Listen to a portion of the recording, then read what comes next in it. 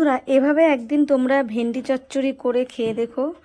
মাছ মাংস স্বাদ তো নিশ্চয়ই তোমরা ভুলে যাবে। তো চলো বেশি কথা না বলে ভেন্ডিগুলোকে লম্বা লম্বা করে মাঝখান দিয়ে একটু জাস্ট চিড়ে নিয়েছি। তারপর কড়াইতে তেল গরম করে ভেন্ডিগুলোকে হালকা আঁচে একটু ভেজে নিয়েছিলাম।